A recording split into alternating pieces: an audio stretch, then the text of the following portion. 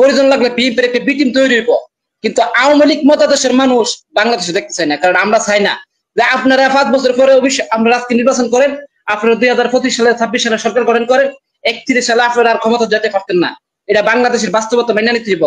2024 সালে যে ভুল করছে, 2000 মানুষের উপর হত্যা করছে, 30,000 মানুষের পঙ্গু করছে, এই পঙ্গুত্বর বিচার আগে করতে হইব, তারপরে ওদের রাজনৈতিক অধিকার অবশ্যই আমরা চাই।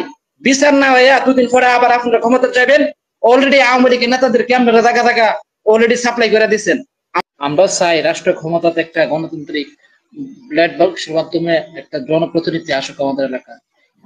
মানুষটা হতে হবে দুর্নীতি মুক্ত, এমনকি বাংলাদেশ বন্দী। কিন্তু কারো আমরা চাই না যেভাবে রাস্তার মোড়ে মোড়ে মানে সাদা দুধ আছে ওইগুলা। আমরা তো মনে করেন বাংলাদেশেরই নাগরিক, আমরা তো প্রবাসে থাকি, দেশে থাকি, আমরা যাতায়াত আছে, এলাকার মানুষের সাথে পরিচিত আছে। 80% সাদা বর্তমানে বাংলাদেশের ভিতরে বিএনপি নিয়ন্ত্রণ করতেছে। ইউনিয়ন থেকে গ্রাম পর্যন্ত, গ্রাম থেকে আপনার শহর পর্যন্ত বিএনপির একেবারে উচ্চ লেভেলের কমিটির যারা সেক্রেটারি, এরপরে আপনার মহাসচিব, জেলা পর্যায়ে, ওরা এই সাদাবাদের সাথে যুক্ত। আপনি এইগুলা তখন ক্ষমতা যাবেন, এগুলার কিভাবে নিয়ন্ত্রণ করতে পারবেন? আর দ্বিতীয় যে প্রশ্নটা, ভোট অবশ্যই যদি এই ছাত্র আন্দোলন যদি ব্যর্থ হইতো, 2024 সালের যে ছাত্র আন্দোলন, আগস্টের আন্দোলন যদি ব্যর্থ হতো, সবার আগে আজকে আমাদের ছাত্র ভাইদের অন্তপক্ষে খুঁজে খুঁজে 30,000 মানুষের হত্যা করল হইলে এটাও বুঝতে হইব যে আপনারা যে নির্বাচনটা চাচ্ছেন, এই নির্বাচনটা 2029 সালে হওয়ার কথা, কিন্তু আপনারা এই সরকারের আর একটা বছর সুযোগ দেন।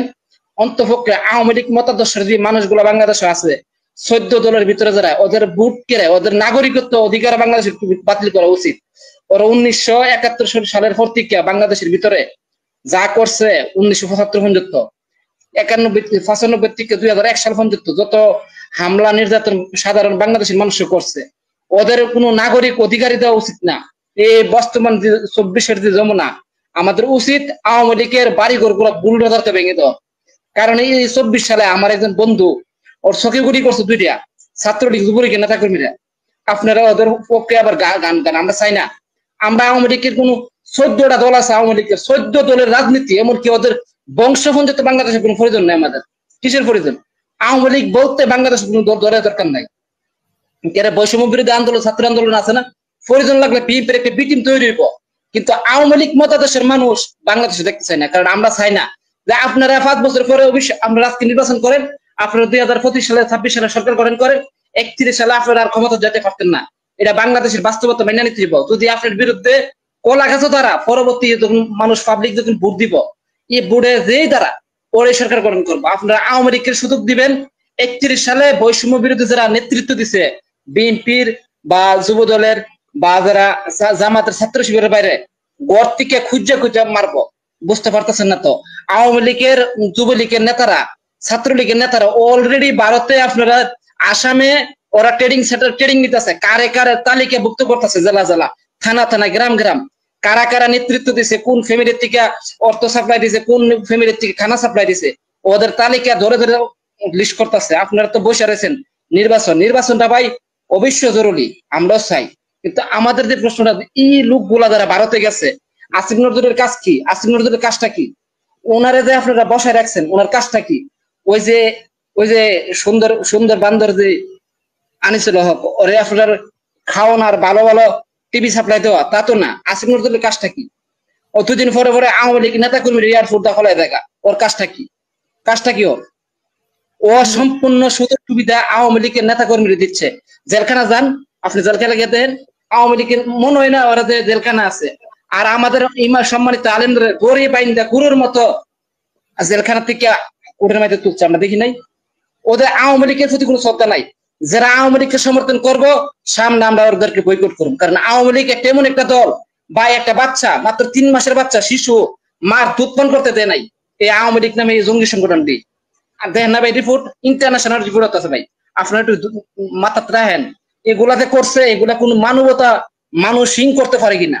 এই ভাই একটা মানুষ, দুধের বাচ্চা, 3 মাসের বাচ্চা, ওর মারে নেয়া জেলখানার ভিতরে দুধ পান করতে দিছে না। এই আওয়ামী লীগের পক্ষ যারা কথা কইব, ওদেরকে আমরা কোনোদিন রাষ্ট্রীয় ক্ষমতা দিই।